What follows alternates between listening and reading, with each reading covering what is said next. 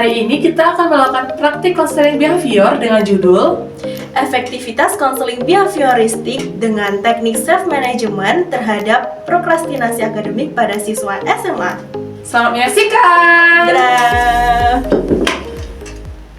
Selamat siang Tasya. Silahkan duduk dengan nyaman ya. Bagaimana kabarmu hari ini? Selamat siang Bu. Kabar saya hari ini kurang baik. Saya merasa cemas dan stres dengan tugas-tugas sekolah yang menumpuk. Baik, Ibu bisa memahami. Nah, sebelum kita memulai konseling, Ibu akan menjelaskan dulu tentang waktunya. Nah, di konseling ini, Tasya bebas untuk menceritakan apapun karena prinsip konseling yaitu menjaga kerahasiaan dan membuat konseling merasa nyaman dan aman. Nah, untuk kedepannya kita akan memulai konseling selama 1 kali 45 menit. Apakah Tasya sanggup? Ya Bu, saya sanggup. Menurut saya, waktu 45 menit itu sangat cukup untuk saya. Baik, kesepakatan waktu sudah kita kunci ya. Ibu dengar Tasya ingin mencari solusi untuk mengatasi kebiasaan menunda tugas. Iya Bu, saya sering menunda tugas sampai numpuk di meja. Bahkan nilai rapor saya turun drastis. Bagus sekali karena Tasya sudah punya kesadaran tinggi untuk berubah. Sebelum kita bahas lebih jauh, Ibu punya satu permainan, yaitu ini. Ini adalah puzzle yang harus Tasya selesaikan. Silahkan. Baik Bu, saya coba ya. Nah, permainan ini kamu susun selama 5 menit. Bisa? Siap Bu. Oke Tasya, Ibu mau tahu sudah berapa lama kamu mengalami stres ini? Saya mengalami stres ini Bu sejak saya mulai kebiasaan menunda tugas. Jadinya kan saya mengganti kegiatan saya itu dengan scroll-scroll, kebiasaan scroll-scroll, akhirnya kan tugas menumpuk. Jadi saya ada rasa malas begitu Bu untuk memulainya. Jadi saya sejak tugas saya menumpuk, saya jadi stres deh gitu. Oke. Kalau biasanya scroll, apa yang sering kamu scroll? Saya suka lihat live gitu loh Bu, yang jual-jual skincare, jual-jual baju, soalnya kan lagi promo Bu. Jadi seru banget itu nontonnya. Sampai lupa waktu, begitu Iya. ya? Oke. Nah, selain scroll, biasanya kamu ngapain tuh? Selain scroll, aku biasanya main game. Main game ya? Iya. Main game di HP? Iya. Nah, kalau biasanya teman kamu tuh sering nggak sih main ke rumah? Sering Bu, kita sering main game bareng, terus nobar, nonton-nonton film-film drakor yang lagi viral itu loh Bu, Dracin-Dracin. Kita tuh sering banget kayak gitu. Oke, jadi kamu suka menonton Dracin-Dracin Iya. bersama teman, jadi Iya. nobar gitu ya, nonton bareng. Iya. Oke, teman kamu juga sering nggak sama kayak kamu, maksudnya menunda-nunda tugas gitu? Sering Bu. Jadi kamu punya teman? Kita kan sahabat, jadi kayak kompak gitu loh Bu. Oh, jadi kompak ya sama teman kamu ya? Iya. Ya, waktu sudah habis dan gambarnya belum selesai. Tasya, apa yang kamu rasakan ketika tadi Ibu mengajak ngobrol kamu? Ya kan belum selesai Bu.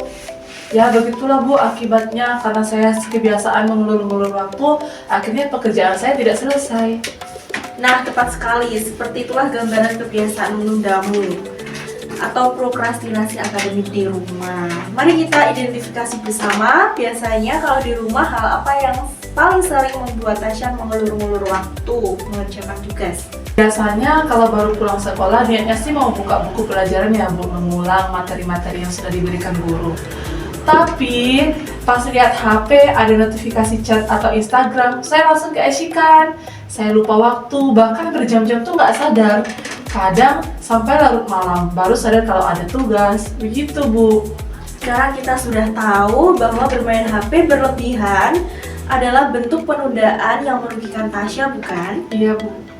Agar kebiasaan ini bisa kita kikis, langkah selanjutnya kita masuk ke tahap goal setting. Ya, goal setting apa? Goal setting yaitu menetapkan target perubahan perilaku yang konkret, jelas, dan bisa diukur. Menurut Tasya sendiri, target jam berapa yang realistis untuk memulai membuka buku pelajaran di rumah? Bagaimana kalau tepat jam 4 sore? Setelah saya pulang sekolah, mandi, baru beristirahat sebentar Bu. Bagus, itu sangat realistis Tasya. Lalu, apa target Tasya mengenai batas pengumpulan tugas ke guru mata pelajaran? Saya menargetkan semua tugas mandiri harus sudah selesai. Memilih 1 hari sebelum batas akhir pengumpulan tugas. Begitu. Luar biasa, targetmu sangat operasional. Mari kita tuliskan 3 target konkret di dalam lembar goal setting ini sebagai kompas perubahan. Nah, ini lembar goal setting, Tasya bisa menuliskannya ya. Ya, Bu.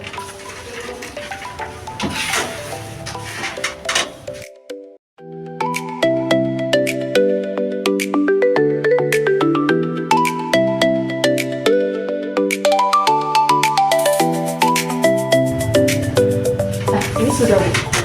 Baik, target belajar sudah kita tentukan, namun target ini bisa gagal Tasya jika kita tidak mengontrol lingkungan sekitar. Dalam pendekatan behavioristik, kita perlu melakukan stimulus kontrol atau pengendalian stimulus. Benda-benda di kamarmu yang memicu rasa malas seperti HP yang tergeletak di sebelah buku atau belajar sambil rebahan di kasur adalah stimulus mengganggu rencana konkret apa yang bisa Tasya lakukan untuk mengendalikan HP saat jam 4 sore nanti. Mungkin tepat jam 4 sore nanti, pakai data internet HP akan saya matikan. Saya ubah ke mode senyap. Lalu, HP-nya saya masukkan ke dalam laci meja belajar yang terkunci. Atau saya titip ke ibu saya yang di dapur. Sangat cerdas Tasya. Lalu bagaimana dengan kondisi tempat belajarmu? Saya berkomitmen tidak akan mengerjakan tugas di atas tempat tidur lagi. Saya akan merapikan meja belajar saya dan hanya duduk di kursi yang tegak, supaya tidak mengantuk. Luar biasa Tasya, tindakan menata lingkungan ini akan mengunci fokusmu sehingga perilaku positif bisa muncul dengan mudah. Rencana penataan lingkungan sudah matang, sekarang mari kita ikat seluruh target dan rencana ini ke dalam sebuah dokumen formal yang bernama Surat Kontrak Perilaku. Nah, kontrak ini adalah janji formal Tasya pada diri sendiri. Jika Tasya berhasil memenuhi kontrak ini, Tasya berhak mendapatkan hadiah atau self-reward. Apa hadiah ringan yang menyenangkan yang ingin Tasya berikan untuk diri sendiri? Wah, pakai hadiah ya, Bu? Kalau saya berhasil fokus belajar setiap jam 4 sore tanpa menunda tugas selama hari Senin sampai Kamis, saya menghadiahi diri saya izin menonton serial drama favorit selama 2 jam penuh setiap hari Sabtu. Begitu ya, Bu? Itu hadiah yang sangat bagus dan adil. Sebaliknya, jika Tasya melanggar kontrak ini dan sengaja bermain HP di saat jam belajar, apa konsekuensi logis yang siap Tasya terima? Konsekuensinya, HP saya harus disita oleh orang tua saya selama 1 hari penuh di hari berikutnya, dan saya harus membersihkan seluruh rumah. Kesepakatan yang sangat tegas dan bertanggung jawab. Mari kita tulis klausal jika maka ini ke dalam lembar kontrak, lalu kita tanda tangani bersama sebagai bukti komitmen legal kita berdua. Silahkan ditulis. Siap, Bu. 26. Itu aku. Nah, sekarang kita tanda tangani ya. Ini Tasya, silahkan tanda tangan di sini. Nah, sekarang ibu tanda tangani ya.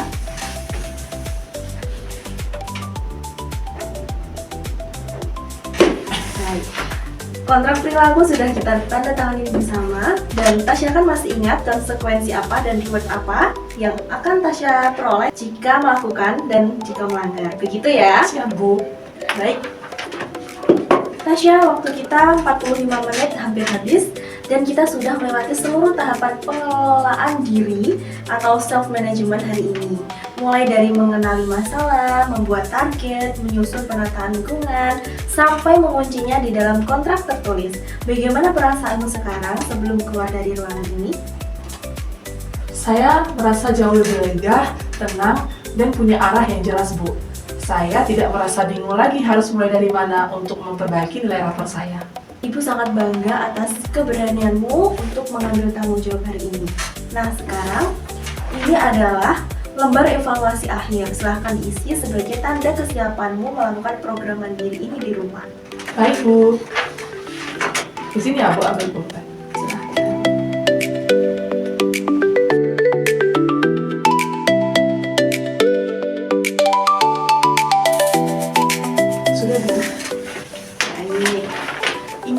Tasya, kunci utama keberhasilan teknik ini adalah konsistensi dirimu sendiri di rumah. Kamu adalah penguasa penuh atas pikiran dan tindakanmu sendiri. Baik Bu, terima kasih atas bimbingannya hari ini. Saya berkomitmen penuh untuk langsung mempraktikkan kontrak perilaku ini di rumah sore nanti. Baik. Sama-sama Tasya. Sukses untuk belajarmu ya. Mari kita tutup sesi ini hari ini dengan doa bersama. Baik Bu. Terima kasih Ibu sudah mendengarkan keluh kesah dari aku, sudah memberikan banyak motivasi hari ini. Baik, sama-sama Tasya. Jangan sungkan ya untuk kesini lagi. Siap Ibu. Tasya izin keluar ya Bu? Ya, silahkan. Nah, itu tadi video tentang konseling behavioristik dari kelompoknya Ayu Dan Angel. Thank you for watching. Dadah.